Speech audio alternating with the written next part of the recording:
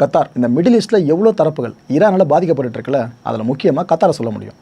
இந்த கத்தார் என்ன பண்ணியிருக்கு, ஐக்கிய நாடுகள் பொது சபைக்கு ஒரு கடிதத்தை எழுதியிருக்காங்க. அதில் தெளிவாக குறிப்பிட்டிருக்காங்க, இந்த பாருங்கள், ஈரான் அமெரிக்கா மேலே இருக்க கோவத்தை எங்கள் மேலே ஃபுல்லாக கட்டவிழ்த்து விட்டுருக்கு. அவங்க மிடில் ஈஸ்ட்டில் மற்ற நிலப்பரப்புகளுக்கு ஏதாவது பண்ண போகிறாங்க, காம்பன்சேஷன் கொடுக்க போகிறாங்கன்னு எங்களுக்கு தெரியாது. ஆனால் எங்களை ஈரான் போட்டு அடிச்சதில்ல, இங்கே நிறைய ஃபெசிலிட்டி சார்ந்து கை வச்சுருக்காங்களே, அதுக்கெல்லாம் காம்பன்சேஷன் வாங்கி கொடுங்க. ஈரான் இங்கே ஏற்படுத்தின சேதங்களுக்கு அவங்க தான் பொறுப்பெடுத்துக்கணும். ட்ரோன்ஸு மிசைல்ஸ்னு அனுப்பி இங்கே ஒரு வழி ஆக்கி வச்சுருக்காங்க.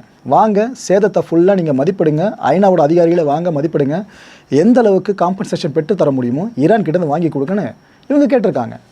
அமெரிக்கா ஈரானுக்கு ஏதாவது காம்பன்சேஷன் முழுசாக கொடுக்குறேன்னு சொன்னாங்கன்னா ஈரான் மேபி இதுக்கு கன்சிடர் பண்ணலாம். சரி, மிடில் ஈஸ்ட் நம்ம ஏற்படுத்தின சேதத்தை நம்ம ஃபுல்ஃபில் பண்ணிவிடுவோம், காம்பன்சேஷன் கொடுத்துருவோம் அப்படின்னு.